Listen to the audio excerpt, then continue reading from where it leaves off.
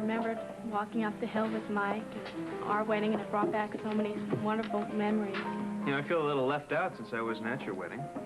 Well, it was the complete opposite of Carrie and Ross's. I mean, theirs was very formal and beautiful, and Kelly and I decided to have ours up at Laurel Falls because it had so many special memories. Well, where is this place? I still don't know my way around here too well. It's the most beautiful place in the world. It's got a waterfall that falls into a crystal clear lake that people can swim in during the summer. Yeah, but that's just the romantic side of it, Morgan. This place is wall-to-wall Springfield U co-eds when the weather gets warm, Josh. Sounds like my kind of place. I'm going to have to check it out sometime. I think about the first warm day in May would be good. Derek, excuse me. Could I talk to you for just a second? Oh, sure, Sarah. Excuse us. Sorry.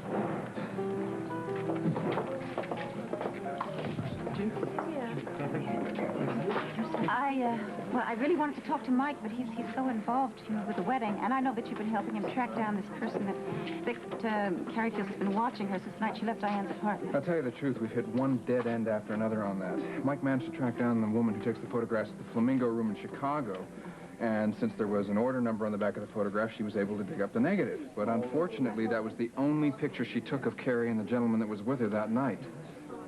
Have you come up with something? Well, I'm not really sure, but I think maybe Lieutenant Wyatt ought to hear this, too. Oh, all right. Well, let me get him just a sec. Hello, Larry. Hello, Derek. See ya.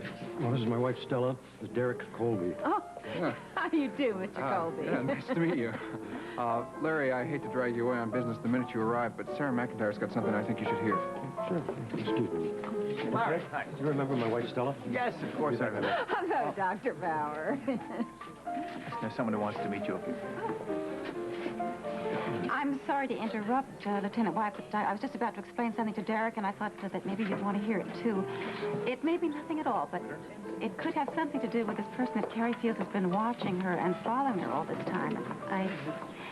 I feel sort of strange discussing at her wedding reception. No, please, go ahead. Mike has a theory that it might all fit into a plot against Ellen Spaulding.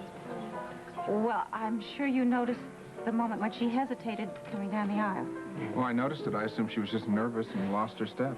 Yes, well, I thought so, too, at first. And then I saw this look on her face. Of course, I haven't had a chance to check it out with her, and I may be reading something in that just doesn't belong. But I thought that she was genuinely frightened. And just at that point, my eye was caught by something at the back of the chapel. I turned and I looked, and there was a man standing there. I mean, he was dressed in a raincoat, and he had the brim of his hat pulled down over his face, and he was quickly going out the door. Did you get a look at his face? No. But I thought it was very strange. I mean, why else would he be there except that he was invited to the wedding? And if that was the case, why would he be leaving just as the bride went down the aisle? Well, that is strange. That's very strange.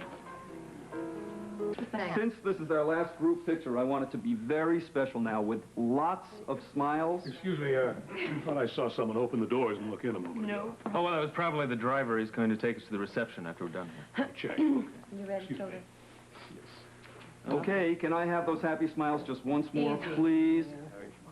That's it, hold it, hold it. 1, 2, 3.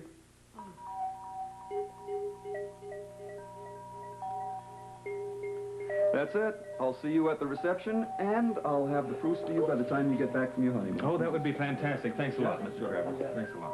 Gary, what's the matter? That time when the flash went off, I suddenly saw a young woman in a costume taking my picture. Do you remember when or where you saw her? No, I just remember the woman taking my picture. But maybe it was that time in Chicago, Ross, and maybe it's all starting to come back to me now.